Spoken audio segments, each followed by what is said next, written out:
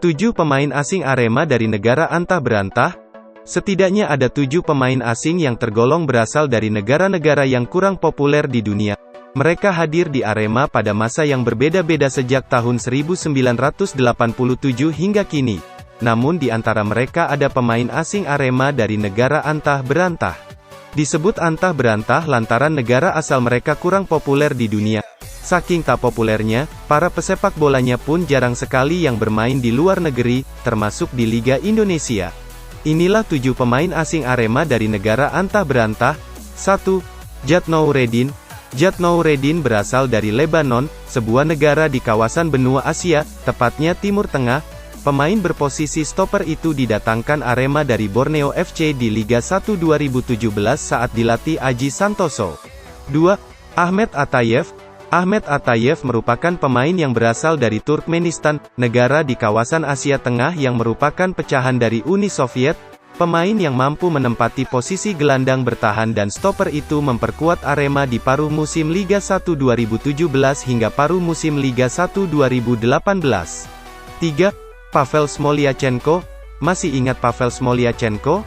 Gelandang bertahan ini berasal dari Uzbekistan, yang juga negara Asia Tengah pecahan dari Uni Soviet.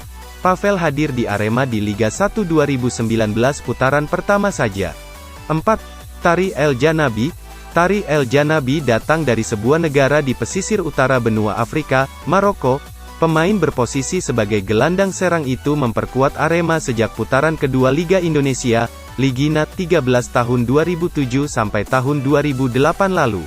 5. Landry Paulangoye. Landry Paulangoye masuk skuad Arema saat juara Indonesia Super League, ISL. Tahun 2009 sampai tahun 2010. Namun pemain berposisi sebagai gelandang bertahan itu tak ikut mengangkat trofi juara lantaran dicoret saat tengah musim. Pemain ini datang dari Gabon, negara tak terkenal di benua Afrika. 6. Goran Gancev. Goran Gancev adalah bagian dari lini belakang Arema yang terbilang sebagai yang terkuat di Indonesian Soccer Championship, ISCA 2016. Stopper ini berasal dari Makedonia, sebuah negara di kawasan Eropa Timur yang merupakan pecahan dari Yugoslavia. 7. Keith Kayamba Gumbes.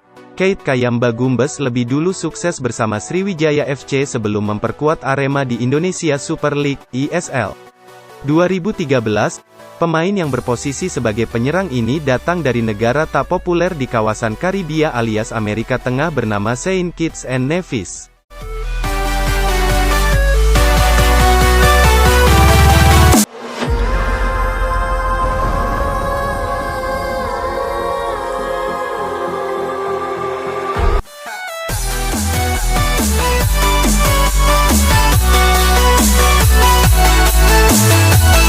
Jumpa pelatih Arema FC, Safira Ika Putri tak sabar sambut musim baru.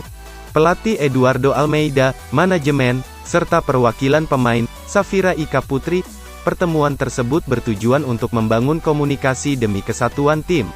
Tujuan pertemuan ini adalah bahwa seluruh elemen baik itu Arema FC Putri dan Akademi Arema adalah satu kesatuan yang saling berhubungan.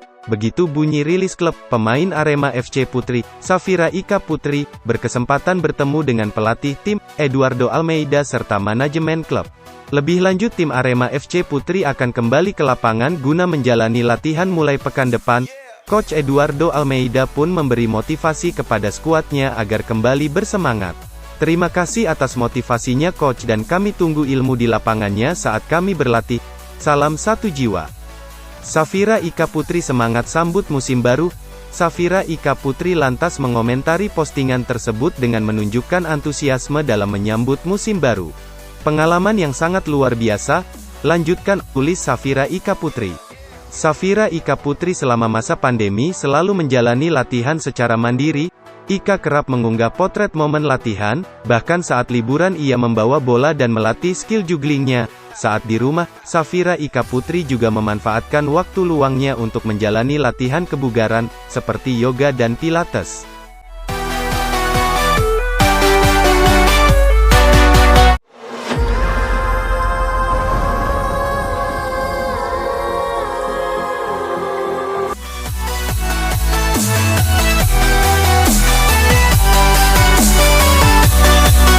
Rafli jadi kapten timnas Indonesia lawan Afghanistan, Arema FC ungkap harapan manis ke pemainnya. Meski dalam uji coba tersebut timnas Indonesia kalah 2-3 dari Afghanistan, namun Arema FC tetap bangga atas pencapaian timnas, terlebih pemainnya ditunjuk menjadi kapten tim.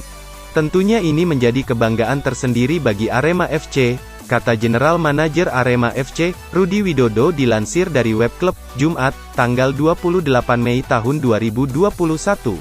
Terlepas ada dua nama di timnas, ternyata satu pemain juga mendapatkan kepercayaan sebagai kapten tim, sambung dia. Manajer asal Madiun itu berharap, kepercayaan ini dapat dimanfaatkan dengan baik oleh M. Rafli, sekaligus untuk meningkatkan kepercayaan dirinya. Harapannya itu semakin menumbuhkan rasa percaya diri pada Rafli, katanya. Bukan hanya sebagai anggota tim tapi juga sebagai pengalaman untuk memimpin rekan-rekannya saat di lapangan, jelasnya. Selain M. Rafli, Arema FC juga mengirim satu nama lainnya ke timnas Indonesia, yakni Kussedia Hariyudo.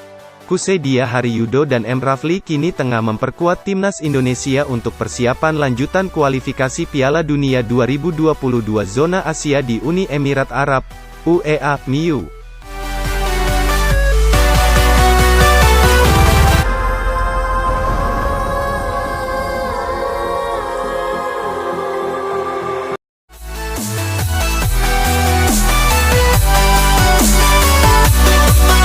Tiga hal yang jadi ciri khas kepelatihan Eduardo Almeida di Arema, awal positif menuju Liga 1. Namun pelatih asal Portugal ini sudah memperlihatkan perbedaan di tim. Mulai dari waktu latihan, kedisiplinan dan lainnya, meski tergolong baru menangani Arema, tidak ada kesan tegang dalam sesi latihan. Ahmad Al-Farizi DKEK tetap bisa enjoy melahap program seperti biasanya. Sendiri terlihat cukup akrab dengan staf kepelatihan di Arema. Sebelum latihan dimulai, dia menyempatkan diskusi ringan dengan Kuncoro, Singgi Pitono, Siswantoro dan Felipe Americo. Canda tawa sering mewarnai diskusi tersebut, itu jadi tanda jika pelatih 43 tahun ini cepat akrab. Bola.com merangkum ada 3 ciri khas yang terlihat dari sesi latihan Arema di era Eduardo Almeida. Hal ini diharapkan bisa membawa Area berjaya di Liga 1 musim ini. 1. Waktu latihan lebih teratur. Dalam 2 pekan ini, Arema latihan sekali dalam 1 hari. Namun waktunya yang berbeda dari pekan pertama dan kedua. Pekan pertama, Arema selalu menggelar latihan sore hari. Sedangkan pekan ini, seluruh jam latihan dipindahkan pagi hari. Sehingga pemain juga dapat latihan fisik karena cuaca lebih terik.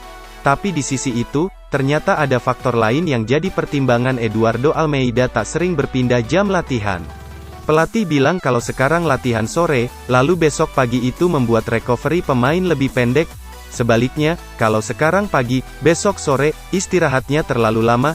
Jadi perubahan jam latihan baru dilakukan saat pergantian minggu atau setelah libur, jelas asisten pelatih Arema, Siswantoro. Berbeda dari pelatih-pelatih sebelumnya, Arema sempat gonta-ganti jam latihan.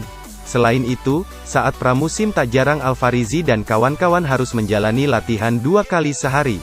Namun kali ini Arema tidak membuat intensitas latihan setinggi itu, karena Almeida datang ketika tim sudah menjalani turnamen pramusim, artinya, secara kondisi pemain Arema sudah terbentuk. 2. Tak cerewet soal lapangan. Awal Almeida datang, Arema berlatih di Stadion Kanjuruhan, Kabupaten Malang. Sebelum itu, mereka sempat latihan di lapangan Universitas Muhammadiyah Malang, dan sekarang, kembali ke lapangan Ketawang, Gondang Legi, Kabupaten Malang. Artinya, Arema masih sering berpindah tempat latihan.